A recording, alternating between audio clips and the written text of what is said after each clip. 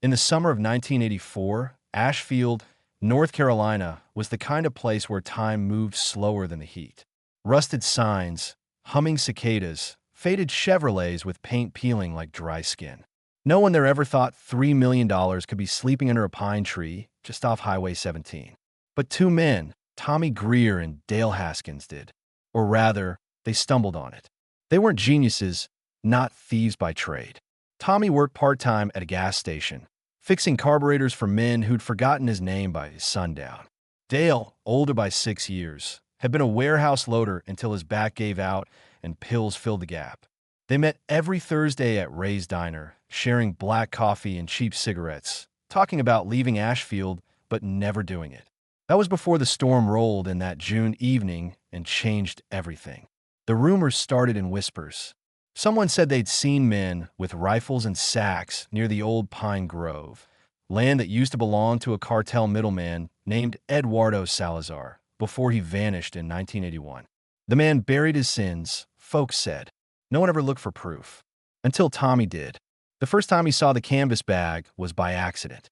He was changing a tire on his old Ford when he noticed the dirt turned soft near the tree roots, as if freshly dug once and left alone.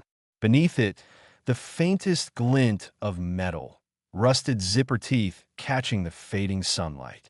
He thought it was nothing. But Dale, when he came the next morning, dug deeper. What they found didn't look real. Stacks of cash sealed in plastic, each bundle stamped with a faded cartel insignia. It smelled of damp earth and gasoline. Jesus Christ, Dale muttered. We can't tell anyone. They didn't. They split it in silence, each taking half, their hands trembling as if holding fire. They didn't hear the man watching from the ridge, the one who'd been guarding that grave for 3 years. His name was Miguel Roa, a quiet, sharp-eyed courier who once served under Salazar. After Salazar's death, the newspapers called it a boating accident, though no body was ever recovered. Miguel had been left to protect what remained. $3 million in untraceable cash. And now it was gone. Two nobodies from Ashfield had just robbed the cartel without knowing it. For a week, nothing happened. Tommy paid off his debts, bought new tires, a leather jacket he didn't need. Dale hid his half in his mother's attic, too scared to spend it. But soon, the air in Ashfield changed. Cars no one recognized started parking near the diner. A white Oldsmobile followed Tommy twice home. One night, the same car was waiting outside his trailer. Inside, he found a single Polaroid on the table, his own face taken through the window. No note, just a bullet casing taped to the back.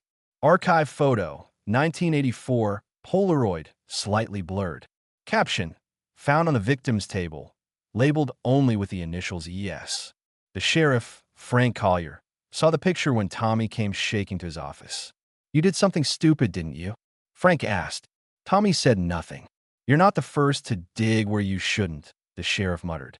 He'd seen this before, back when Ashfield was a checkpoint for smugglers between Charleston and Raleigh. But $3 million was too much for even him to ignore. A week later, Tommy's trailer burned to the ground. Official cause, faulty wiring.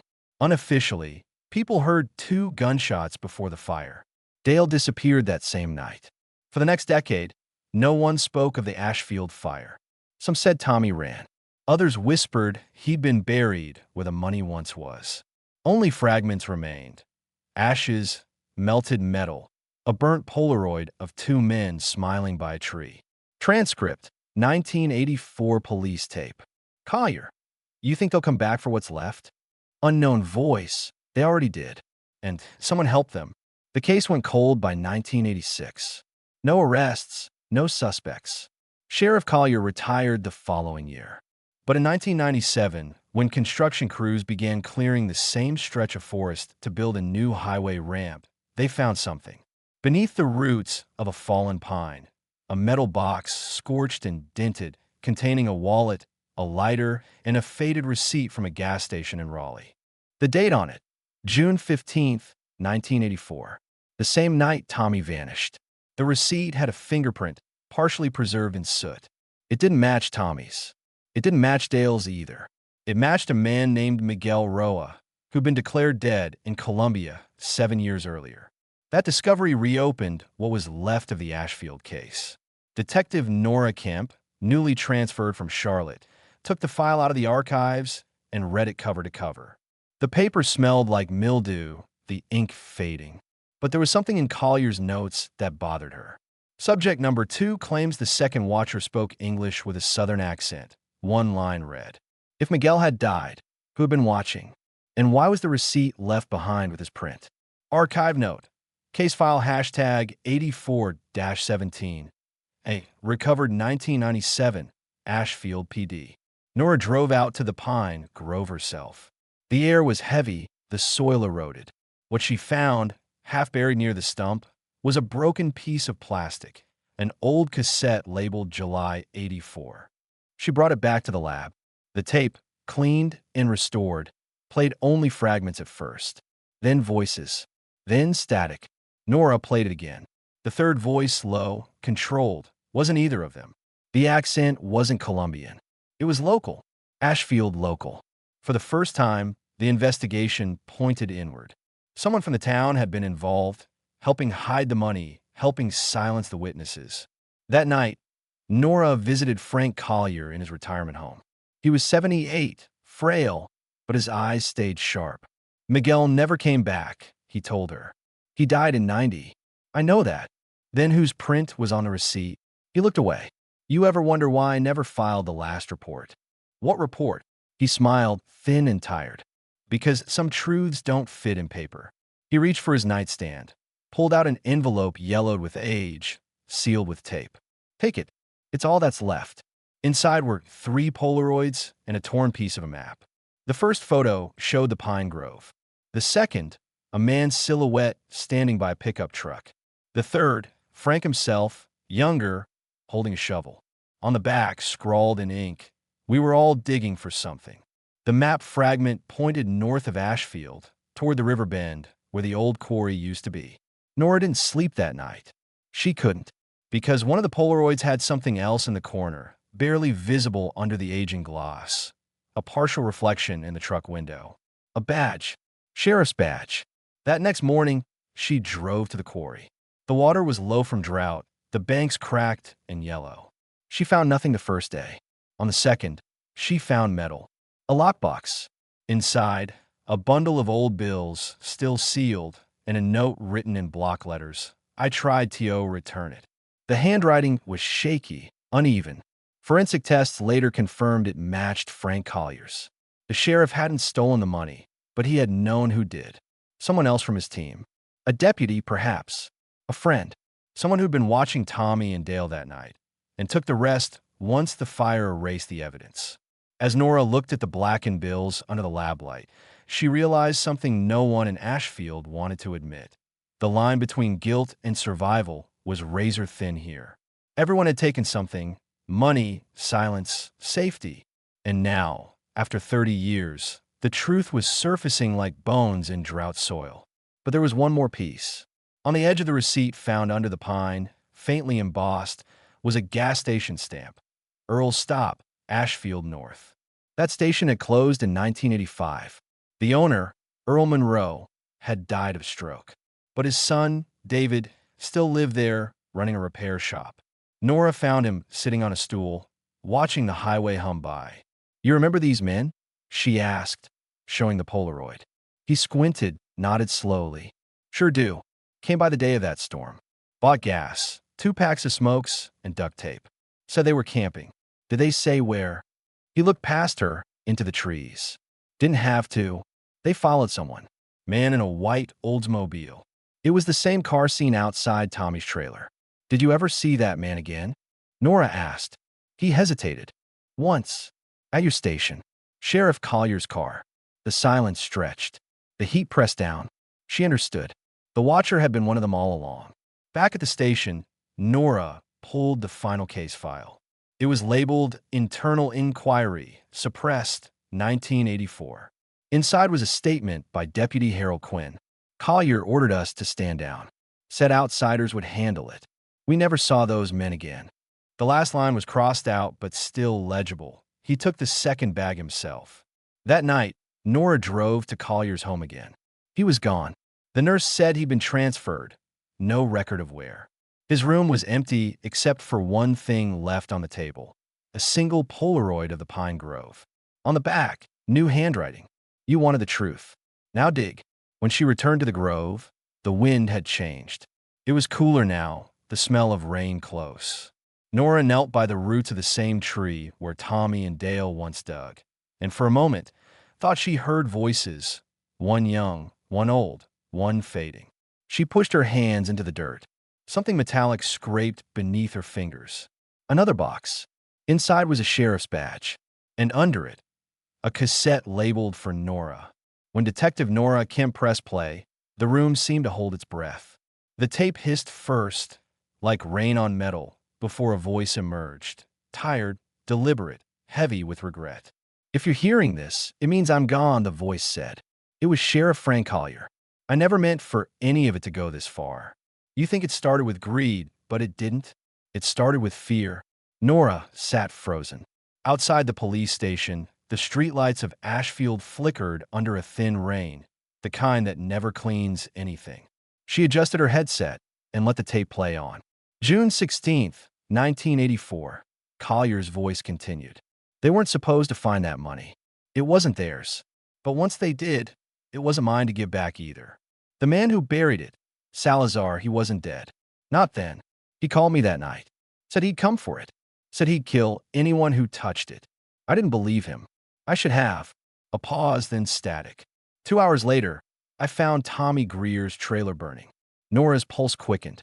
She rewound, listening again to the way he said found. Not saw. Found. As if he'd been there before it burned.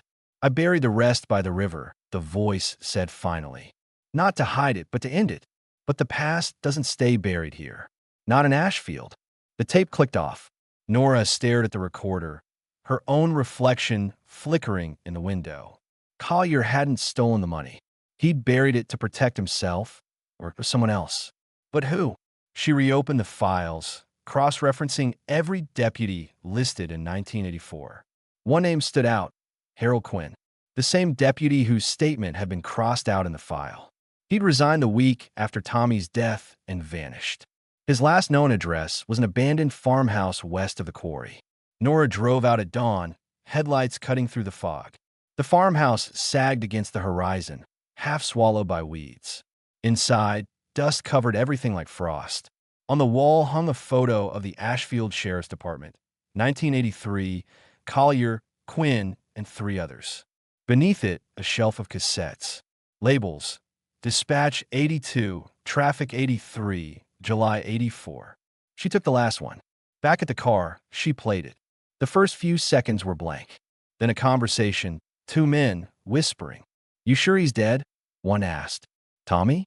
"Yeah. Fire took care of it." And the other one, still breathing, but not for long. The second voice, lower, rougher, was Collier's. But there was a third voice too, faint in the background, murmuring in Spanish. "Él vendrá por ti." He will come for you. Nora froze. It was the same phrase Miguel Roa had once been recorded saying in a DEA wiretap in 1981. Miguel hadn't died in Colombia after all. Maybe he'd come back. Maybe he had never left. She sent the tape to the lab for digital cleaning. Hours later, the audio technician called. "You need to hear this."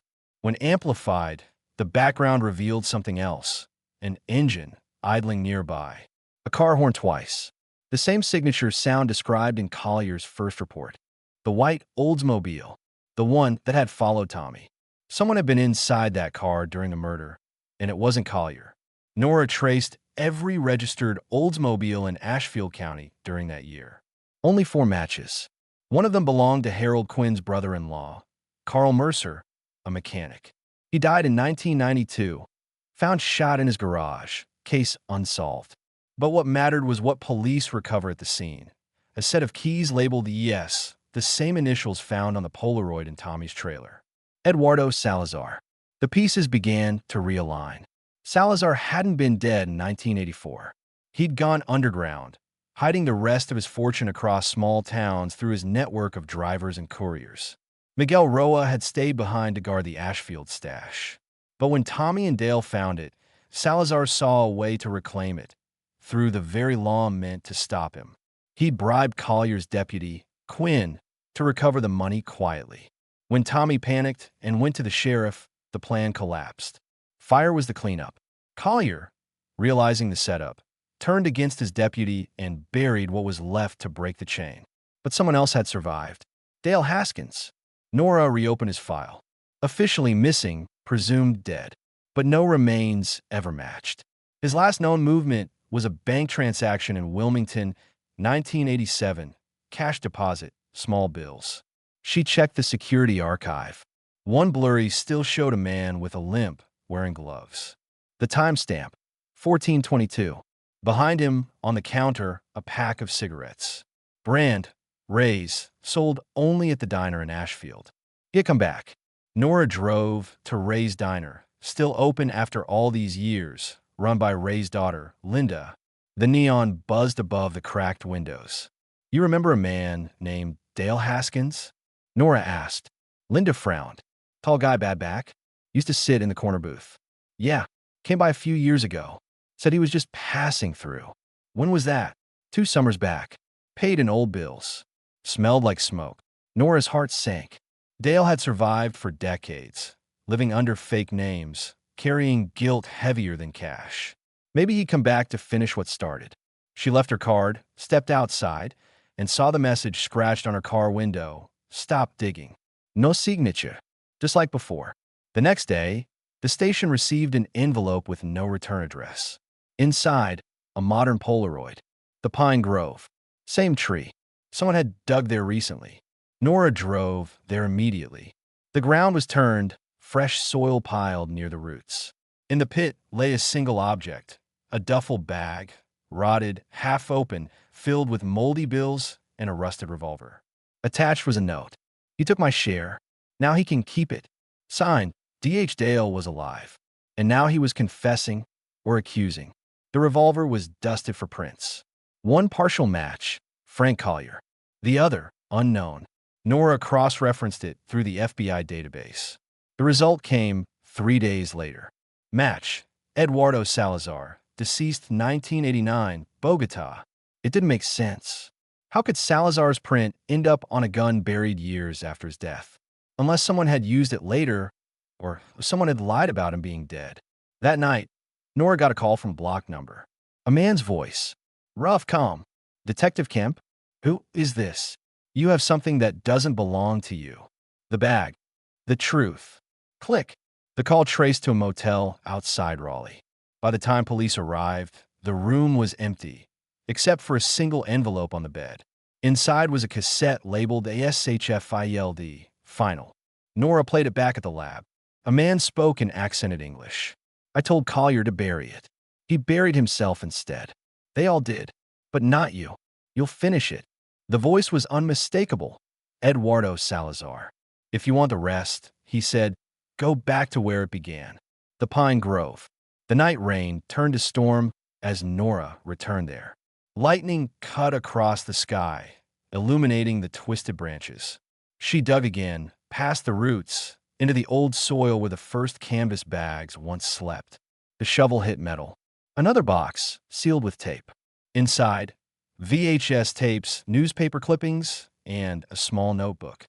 The first VHS, when restored, showed grainy footage, men digging under moonlight. 2 faces visible, Tommy and Dale. The third, holding a flashlight, wore a sheriff's hat. Collier.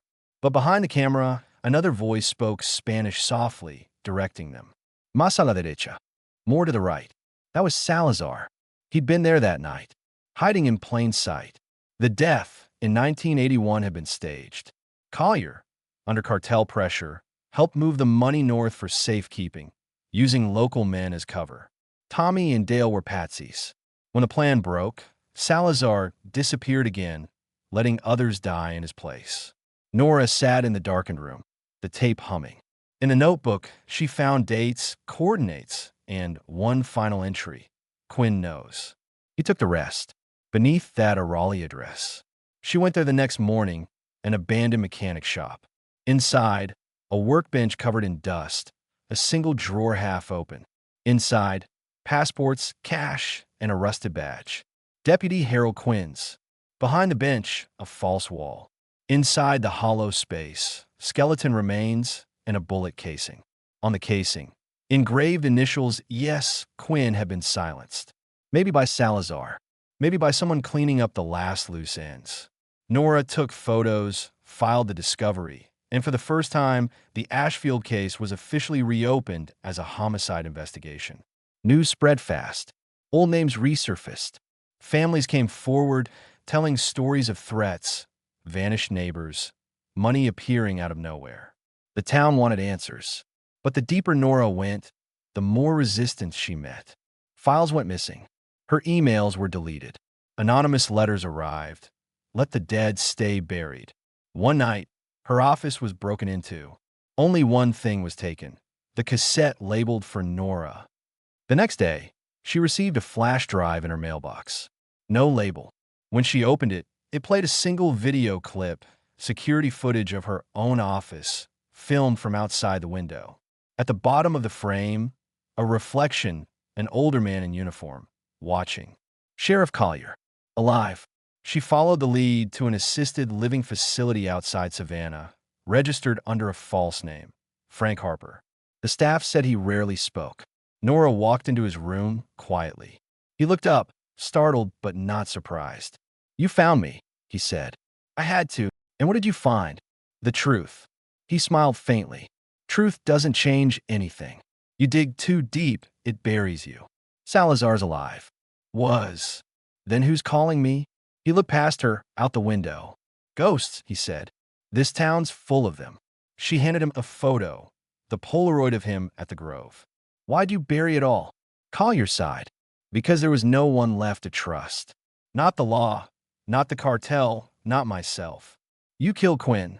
He shook his head. No, he killed himself. Couldn't live with what we did. He left me that badge as a reminder. And Tommy? Dale. Collier's eyes dimmed. Tommy tried to run. Dale made it. I let him. You let him. He had a kid.